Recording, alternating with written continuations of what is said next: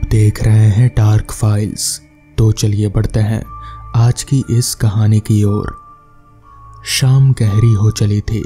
अंधेरा धीरे धीरे पूरे जंगल को अपने आगोश में ले रहा था।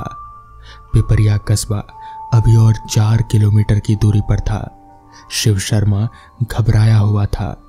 वो साइकिल को जोर जोर से पैडल मार रहा था कि वो जितनी जल्दी हो सके इस जंगल से आगे निकल जाए। शिव शर्मा अपने गांव कंचनपुर से दोपहर ही धूप रहते ही निकल पड़ा था। सोचा कि 12 किलोमीटर की दूरी वो आसानी से 4 घंटे में साइकिल से तय कर लेगा और अंधेरा होने से पहले पिपरिया आसानी से पहुंच जाएगा। पर अचानक घने बादल छा गए और जंगल का वो इलाका धीरे धीरे कालिक जैसे अंधेरे में समा गया। कंचनपुर से 12 किलोमीटर दूरी पर पिपरिया का एक बड़ा कस्बा था। वहां एक काली मंदिर बहुत विख्यात था। आसपास के गांव से लोग वहां मन्नत मांगने आते थे। यही नहीं, बसंत और शरद नवरात्र के समय उस मंदिर में बहुत बड़े पैमाने पर पूजा और भी चीजों का आयोजन होता था। नवरात्र के 9 दिनों में देवी की विशेष पूजा की जाती और हवन आदि किया जाता। वहां बहुत बड़ा मेला भी लगता था। इस साल नवरात्र के दिनों वहां उस मंदिर के बड़े पुजारी देव शर्मा हवन आदि करते थे। ये नवरात्र का उत्सव इतना प्रसिद्ध था कि दूर दूर के इलाकों से लोग भारी संख्या में आते थे। इस साल पूजा के आयोजकों के निकट भारी समस्या थी। वो ये थी कि उस मंदिर के पुजारी देव शर्मा कुछ महीनों पहले संदिग्ध रूप से गायब हो गए थे। कई दिनों बाद उनकी लाश सूखी पड़ी बावड़ी में पड़ी मिली। उनका सिर कटा हुआ था और सभी अंतड़ियां बाहर निकली हुई थी। किसी को उनकी मौत का राज नहीं मालूम। अब उस मंदिर में पूजा करने के लिए कोई पुजारी नहीं था। गांव वाले मिलजुल कर किसी तरह पूजा पाठ चला रहे थे। पर अब नवरात्र आ गया था तो काफी सोच विचार कर पंचायत की सलाह पर वहां के जमींदार विष्णुगुप्त ने इस बार कंचनपुर के पुजारी शिव शर्मा को नवरात्र के पूजा हवन आदि के लिए जिम्मा दे दिया। अब कल से नवरात्र है और आज शाम ही पहुंचकर पूजा के इंतजाम आदि देखना शिव शर्मा जा रहे थे कि ऐसे मुसीबत में फंस गए। शिव शर्मा तेजी से साइकिल चला रहा था। अब शाम के 6 बज चुके थे। घुप अंधेरा हो चुका था। काले मेघ कहां से आ गए थे पता नहीं। रह रहकर बिजली जोर से कड़क रही थी। शिव शर्मा इतने शाम गए पहली बार इस जंगल के रास्ते जा रहे थे। उस जंगल के बीचों बीच एक पतली पगडंडी गुजरती थी। उसी रास्ते कंचनपुर और पिपरिया के बीच लोग आना जाना किया करते थे। पर शाम ढलने के पहले लोग चले जाते थे। दिन ढलने के बाद वहां कोई नहीं जाता। आज शिव शर्मा इस जंगल के बीच पहुंचा कि बहुत ही अंधेरा छा गया। शाम 6 भी नहीं बजा कि रात जैसा अंधेरा छा गया। कंचनपुर से 8 किलोमीटर दूर और पिपरिया से 4 किलोमीटर पहले ये घना जंगल पड़ता था। वो जंगल के बीचों बीच एक घना पीपल का पेड़ था और पगडंडी के दूसरी तरफ एक विशाल बावड़ी जो अब कई सालों से सूखी पड़ी है। लोगों का ये मानना था कि वो पीपल का पेड़ और वहां सूखी बावड़ी उनमें पिशाचों का डेरा है। शिव शर्मा ने भी लोगों के मुंह से ये बात सुन रखी थी। अब उसे डर सताने लगा। उसके पैर साइकिल के पैडल पर टिक नहीं रहे थे। उसका साइकिल भी डगमगा रहा था। चारों ओर घुप अंधेरा छाया था। शिव शर्मा साइकिल के हैंडल में लगे अपने थैले के पैकेट से टॉर्च निकालकर उसकी हल्की सी रोशनी में साइकिल पगडंडी पर चला रहा था। डर से उसका बुरा हाल था। हाथ पैर पूरी तरह से कांप रहे थे।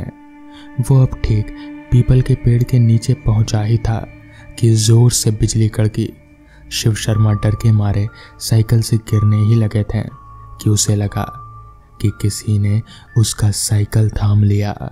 साइकिल अपने आप ही सीधी हो गई। शिव शर्मा के होश नहीं थे। वो पैडल अंधाधुन मारे जा रहा था। अचानक उसके कंधे पर ठंडी स्पर्श का अनुभव हुआ।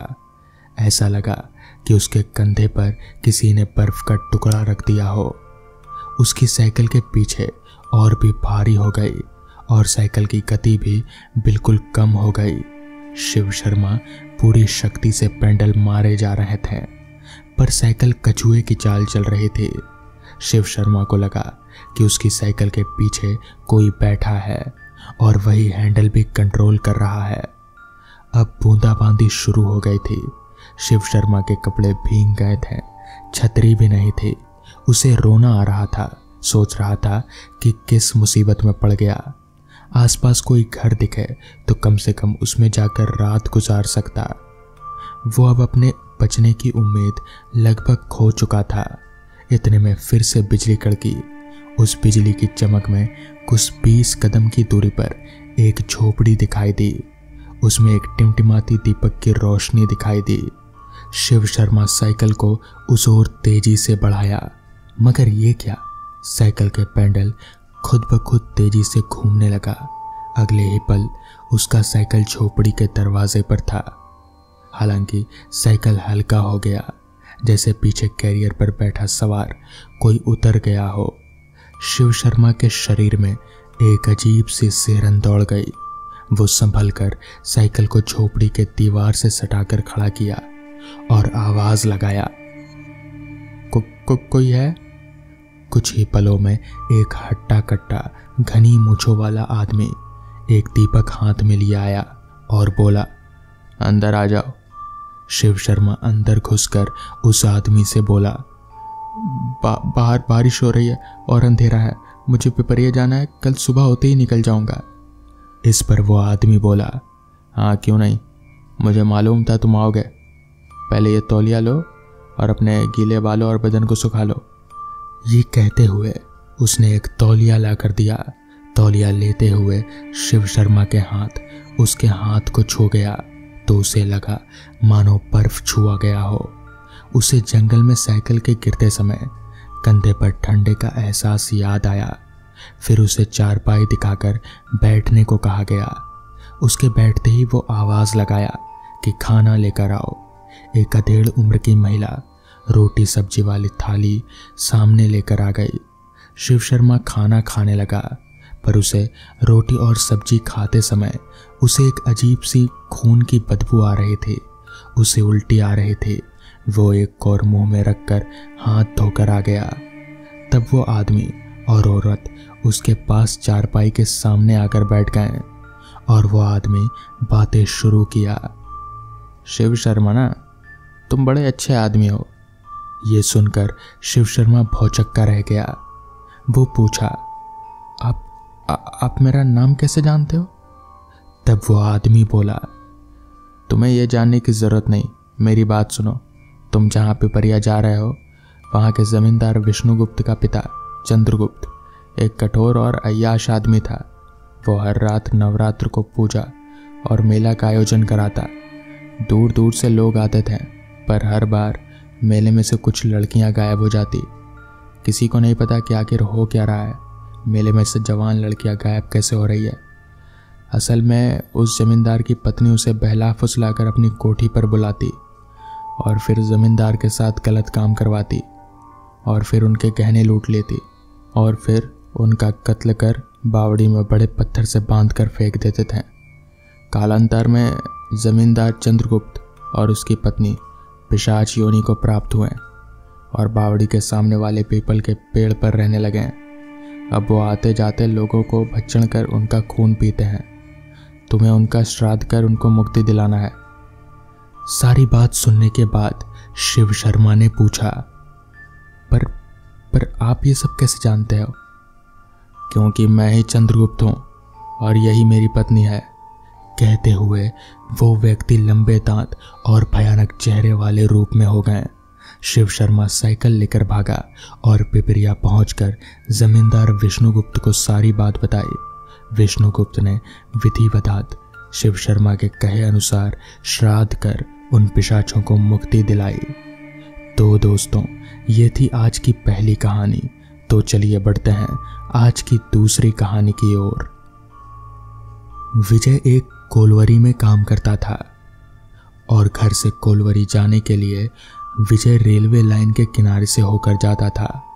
वैसे ये कोई रेलवे का मेन लाइन ना होकर कोलवरी का रेल लाइन था, जिससे होकर खदानों में कोयला मेन लाइन में जाता था। ये रास्ता लगभग 1 किलोमीटर की दूरी तय कर देता था, तो विजय अक्सर इसी रास्ते से होकर जाया करता था। विजय जिस रेलवे लाइन के किनारे से जाता था वो ऊंचाई पर था, जबकि रेलवे ट्रैक नीचे था। विजय जब भी उस रास्ते से जाता था तो उसे नीचे रेलवे ट्रैक पर कोई रोशनी सी दिखाई देती थी। उसे लगता था कि कोई रेलवे का कर्मचारी होगा जो लालटेन लेकर जा रहा है। उसने ऊपर से कई बार आवाज भी लगाई कि शायद नीचे से कोई जवाब देगा, पर कभी कोई जवाब ही नहीं देता, तो विजय भी चुपचाप अपने काम पर चला जाता। ऐसे ही रोज का माजरा था। विजय को भी अच्छा लगता था कि कोई तो उसके साथ काम पर जाता है, उसको भी कंपनी मिल जाती थी, तो सब कुछ अच्छा ही चल रहा था। विजय रोज उस आदमी को आवाज लगाता और नीचे वाला कोई जवाब नहीं देता। विजय भी सोचता कि ये रेलवे वाला कितना घमंडी है, कभी जवाब ही नहीं सोचता। फिर सोचता है कि हो सकता है कि उस तक आवाज ही ना पहुंचती हो। ऐसे ही दिन बीत रहे थे। विजय को भी जाने अनजाने एक अनजान साथी मिल गया था, जो रोज उसी के समय पर काम पर जाता था। बीच में विजय की तबीयत खराब हो गई, तो वो सोचने लगा कि बेचारा वो रेलवे कर्मचारी रात को अकेले ही काम पर जाता होगा। कम से कम मैं जाता था तो उसको अकेलापन तो नहीं लगता था। विजय ने तय किया कि जैसे ही वो ठीक होगा तो उस आदमी से जरूर मिलेगा। जब एक ही रास्ते से काम पर जाना है तो क्यों ना साथ ही जाया जाए। वैसे भी वो रास्ता एकदम सुनसान रहता है, ऊपर से घुप अंधेरा। जल्दी ही विजय स्वस्थ हो गया और आज काम पर जाने से पहले उसने तय किया कि वो आज उस रेलवे कर्मचारी से जरूर मिलेगा। वो आज जल्दी ही घर से निकल गया। उसके हाथ में एक टॉर्च थी। वो रेलवे ट्रैक के किनारे चल ही रहा था, पर आज उसे कोई रोशनी नहीं दिखाई दे रही थी। वो थोड़ा सा उदास हो गया कि आज शायद वो रेलवे कर्मचारी काम पर नहीं जाएगा, पर तभी उसे दूर से एक रोशनी अपनी तरफ आती दिखाई दी। उसने मन ही मन सोचा, ये रेलवे कर्मचारी काम से लौट रहा है, शायद इसकी मॉर्निंग शिफ्ट रही होगी। जो भी हो, आज तो इससे मिलकर ही रहूंगा। विजय धीरे धीरे किसी तरह रेलवे ट्रैक पर उतर आया। वो रोशनी उसी की तरफ बढ़ी चली आ रही थी, पर रोशनी के चमक के कारण कोई नजर नहीं आ रहा था। धीरे धीरे वो रोशनी विजय की तरफ बढ़ी आ रही थी। विजय भी उसके पास आने का इंतजार कर रहा था। अब वो रोशनी विजय से लगभग 100 मीटर की दूरी पर होगी, तो विजय ने अपने टॉर्च का मुंह उसकी ओर कर दिया। सामने जो नजारा था शायद वो हार्ट अटैक के लिए काफी था। एक प्रेत जिसका सर ही नहीं था और उसके सीने पर 2 लाइटें जल रही थी। वह अपने दोनों हाथों को एक बार फैला रहा था, फिर बंद कर रहा था। अगर कोई उसके पकड़ में आ गया तो पता नहीं उसका क्या हश्न होने वाला था। जो भी हो, अब वो प्रेत विजय के काफी करीब आ चुका था और विजय अपनी जगह पर जड़ हो चुका था। उसे अपनी मौत साफ नजर आ रही थी, पर पता नहीं उसके अंदर अचानक कहां से इतनी ताकत आ गई। वो फुर्ती से वापस चढ़ गया और वो प्रेत उसके नीचे से अपने हाथों को फैलाता हुआ आगे बढ़ गया। अब विजय को समझ आ गया कि लोग जो बताते हैं कि जिन लोगों की मौत रेलगाड़ी से कटकर हो जाती है, वो प्रेत बनकर ऐसे ही रेलवे ट्रैक पर भटकते हैं। तो दोस्तों, ये थी आज की कहानियाँ। अगर आपको ये कहानियाँ पसंद आई हों तो वीडियो को लाइक और चैनल को सब्सक्राइब करना ना भूलें। तो मैं आपका दोस्त आर्यन जल्द ही मिलूंगा आपसे ऐसी ही नई कहानी के साथ। तब तक के लिए अपना ख्याल रखें।